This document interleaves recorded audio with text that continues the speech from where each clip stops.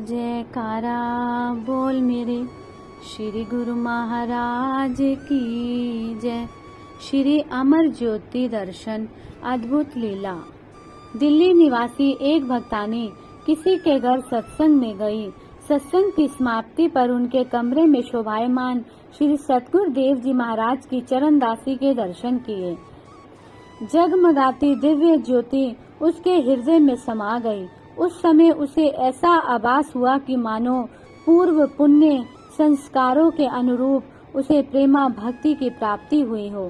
सारी रात इसी ध्यान में लीन चिंतन करती रही। प्रेम के आवाग में वह कभी महाप्रभु जी के श्री चरणों में मत्था टेकती और कभी अपने हाथों से चरण दासी पहनाने के लिए विनय करती। महाप्रभु जी ने उसे स्वप्न में दर्शन देकर फरमाया कि हमारे लिए चरण दासी बनवाकर श्री अनंतपुर में आओ और अपनी हार्दिक भावना को पूर्ण करो। उसने प्रातः उठकर अपने भगत जी को अपनी मनोभिलाषा बताई कि मैं भी अपने घर में चरण दासी को विराजमान करना चाहती हूँ। मुझे प्रातः समय स्वप्न में श्री दर्शन देकर महाप्रभु जी ने फरमाया है कि चरण दासी बनाकर श्री अनंतपुर में आओ। ये सुनकर भगत जी के हृदय में भी प्रभु प्रेम का प्रवाह तरंगित हो उठा। भगत जी भक्तानी को साथ लिए उसी सत्संगी भगत जी के घर में पहुँचे और श्री चरण दासी पर मस्तक निभाते हुए उनका नाप लिया। पुनः एक प्रभु भगत से इसे बनवाकर शीघ्र ही दोनों श्री अनंतपुर में श्री दर्शन करने के लिए उपस्थित हुए। श्री सतगुरु देव जी महाराज ने इन्हें देखते ही फरमाया, आ गए प्रेमी, और अपने श्री चरण कमल आगे करते हुए फरमाया कि जो चरण दासी बनवाई है उसे पहनाकर अपनी हार्दिक इच्छा को पूर्ण करो। उन्होंने श्री चरणों पर माथा टेका और चरण दासी पहनाने लगे। महाप्रभु जी की इस विचित्र लीला को पास में खड़े हुए सभी महात्मा और भगत जन देख रहे थे। वह श्री चरणों में पहनाने का प्रयत्न कर रहे थे, परंतु श्री चरणों में वह थोड़ी सी छोटी रह गई। आपने मुस्कुराते हुए अंदर से अपनी चरण दासी मंगवाई और उन्हें देते हुए फरमाया कि ऐसी और बनवा लाओ तथा इसको अपने घर में रख लेना।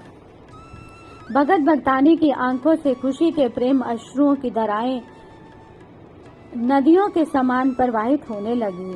पास में खड़े हुए सब महात्मा जनों ने यही कहा कि श्री गुरु महाराज जी असीम प्रेम की बख्शिश विरले विरले प्रेमियों पर ही करते हैं।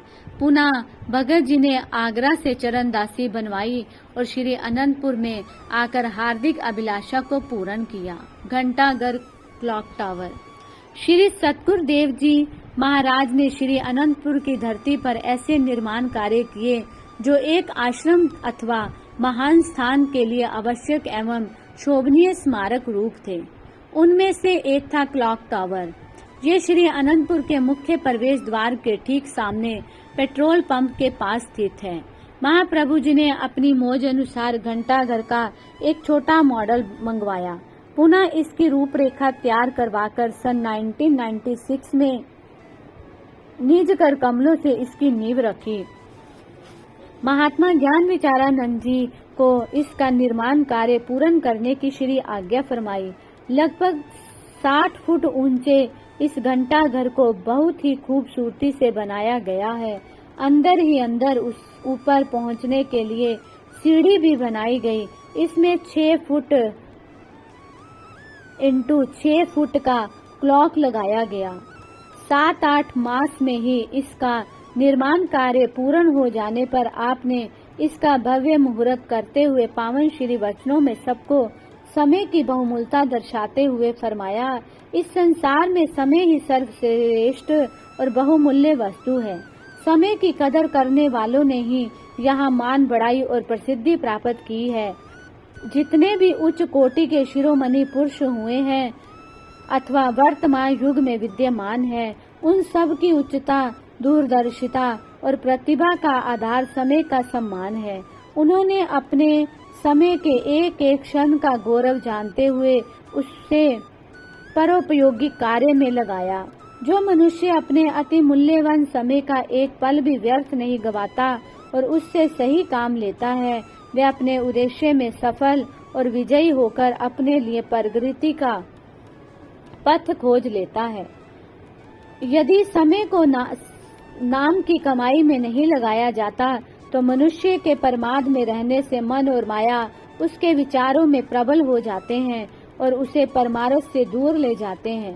फल ये होता है कि मनुष्य कहाँ तो नाम की कमाई से अध्यात्म की उच्च चोटी पर पहुंच जाता है और कहाँ वह मन माया के अधीन होकर 84 लाख योनियों के चक्र में ही उलझ कर रह जाता है। ये कितने बड़े लाभ व हानि का प्रश्न है। इसलिए इस विषय में मानव को हर तरह से सचेत और सतर्क रहने की आवश्यकता है। संसारिक व्यवहार में होने वाली लाभ व हानि की आत्मिक लाभ व हानि से तुलना नहीं की जा सकती। घड़ियाल तुझे देता है मुनादी, गड़ी उम्र की एक और घटा दी। जिन गुरुमुखों को इस बात की समझ आ जाती है वे अपने समय को कदापि नष्ट नहीं होने देते और ये समझ केवल उन्हें ही आती है जिन्हें सतगुरु के वचन में विश्वास और निष्ठा है। आत्मिक उन्नति के आगे सांसारिक मान प्रतिष्ठा ऐसे हैं जैसे अमूल्य हीरे की तुलना में कांच और कौड़ियों की राशि।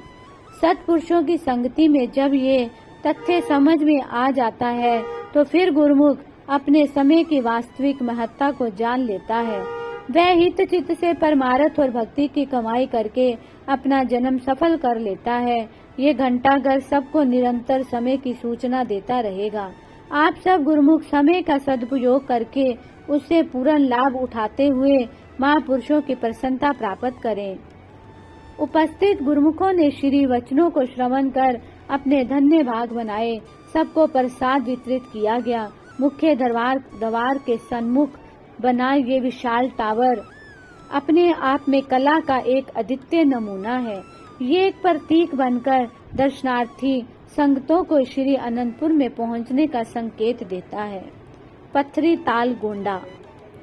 संत तुलसी साहिब जी की वाणी है दोहा, पार्वती या भूमि का क्या कहूँ वर्णन भाग, 10,000 के बाद ये संत रहे यही जाग। सुन हृदय कहूँ संत की महिमा अगम अपार, कर प्रणाम वह भूमि को शंकर बारंबार। भगवान शिवजी और पार्वती जी किसी वीरान स्थान के ऊपर से गुजर रहे थे। वहाँ पर पार्वती जी ने नीचे की ओर देखकर कहा कि इस भूमि के सौभाग्य तो देखो। 10,000 वर्षों के पश्चात त्याग तपस्या की मूर्त संत महापुरुष यहाँ पर विराजमान होंगे। वहीं पर संतों के परम शिष्य हृदय ने जैसे ही सत्पुरुषों की अगम अपार महिमा का वर्णन किया तो शिवजी ने उस भूमि पर बारंबार नमस्कार किया। अभिप्राय ये है कि त्रिकालदर्शी संत महापुरुषों ने जिस भूमि पर पदार्पण कर उसे अपनी कर्म स्थल एवं ज्ञान स्थल का स्तब्ध बनाना हो, उस भूमि के सौभाग्य को जगाना हो तो कष्ट कठिनाइयों को सहन करते हुए उस दरा को श्रेय देते हैं। उत्तर प्रदेश में गोंडा स्थित पत्थरी ताल स्थान एवं बहराइच रोड पर बने एक छोटे से स्थान पर श्री परमहंस दयाल जी भ्रमण काल में आए। कंटीली झाड़ियों से युक्त सुनसान स्थान पर कृपा दृष्टि डाली। श्री द्वितीय पातशाही जी महाराज ने श्री आज्ञा अनुसार इन दोनों स्थानों को खरीदकर पत्थरी ताल में कुछ मास तक तप किया। पुनः यहाँ पर सफाई करवाकर महात्मा हर रामानंद जी को इन दोनों स्थानों का प्रबंधक बनाया तथा 8-10 अन्य महात्मा एवं भगत श्री आज्ञा शिरोधार्य कर उनके साथ यहाँ योगाभ्यास करने लगे। पुनः श्री तृतीय पातशाही जी महाराज साधु वेश और श्री चतुर्थ पातशाही जी महाराज साधु वेश ने यहाँ पर कृपा की। श्री पंचम पातशाही जी महाराज साधु वेश में भी 1-2 बार गोंडा गए और कार्य पूर्ण कर शीघ्र ही वापस लौट आए। भूमि की त्याग तपस्या अभी अधूरी थी। वहाँ पर रहते हुए शरणागत महात्मा जन एवं भगत अपनी समय विधि को पूर्ण कर श्री गुरु चरणों में समा गए। उस भूमि को निरंकुश समझकर कुछ वितरागी सन्यासियों ने वहां धूनी रमा ली। किसी ने भी यहाँ पर कोई मकान या आश्रम नहीं बनाया और ना ही उस पर अपना आधिपत्य जमाया। सत्य तो ये है कि अधूरी तपस्या को पूर्ण करने के लिए तपस्वियों ने यहाँ डेरा लगाया। श्री सतगुरु दाता दयाल जी रूहानी जानशीनी के पश्चात परमार्थ एवं आश्रम निर्माण कार्य को उत्तरोत्तर विकास दे रहे थे। दुर्दाम की उन्हीं मौजों में से एक मौज ने अपना स्थान बनाकर विनय की कि प्रभु अब मेरी और भी कृपा दृष्टि करो। आपने महात्मा विचार ज्ञानानंद जी को बुलाकर इस स्थान के विषय में समझाया कि गोंडा स्थित पथरी ताल की पुकार हमें विह्वल बना रही है। समय की न्यूनता के कारण हम इस समय वहां नहीं जा सकते, फिर कभी जाएंगे। इस स्थान से वितरागी सन्यासियों को कहीं अन्यंत्र जाने की विनय करो। इस संपूर्ण क्षेत्र का सरकारी नियमानुसार श्री अनंतपुर दरबार के लिए आधिपत्य ले लो। ये सेवा संपन्न करने से आपको लाभ होगा। कालांतर में गोंडा में बने सत्संग भवन निर्मल धाम के प्रबंध का समस्त कार्यभार भी महात्मा जी को सौंप दिया। बोलो जयकारा बोल मेरे श्री गुरु महाराज की जय।